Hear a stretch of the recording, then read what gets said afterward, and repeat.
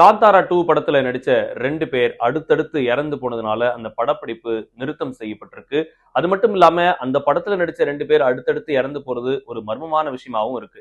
2 பேருமே படத்துல ஒரு நல்ல நடிகர்கள்.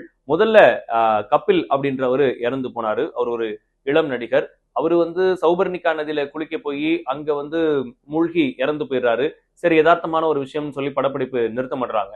அது மட்டும் இல்லாம அதுல இருந்து ஒரு சில நாட்கள்லயே ராகேஷ் பூஜாரி அப்படின்ற கன்னட நடிகர் அவர் ஒரு நல்ல காமெடி பண்ணக்கூடிய ஒருத்தர். அங்க நடக்கக்கூடிய ஒரு காமெடி நிகழ்ச்சியில வின்னராகவும் இருக்கக்கூடிய ஒரு முக்கியமான ஆர்டிஸ்ட். அவரு திடீர்னு மாரடைப்பு இறந்து போறாரு. ஒரு ஃபங்க்ஷன்ல டான்ஸ் ஆடி ரொம்ப டயர்ட் ஆகி மாரடைப்பு இறந்து போறாரு. காந்தாரா 2ல நடிக்கிறவங்களுக்கு மட்டும் இந்த மாதிரியான விஷயங்கள் நடக்குதோ அப்படின்றது ஒரு கேள்விக்குள்ளான ஒரு விஷயம். காந்தாரா பஞ்சுருளி அப்படின்ற கடவுளை பத்தின ஒரு கதையா இருக்கு. ஒரு குலதெய்வ வழிபாட சொல்லக்கூடிய ஒரு படம். ஒரு பெரிய கலெக்ஷன் கட்டின ஒரு படம். ஒரு 300 கோடிக்கு மேல கலெக்ஷன் பண்ண ஒரு படம். இந்த காந்தாரா 2ல என்ன மர்மம் இருக்கு அப்படின்றதையும் நம்ம கவனிக்க வேண்டியது இருக்கு.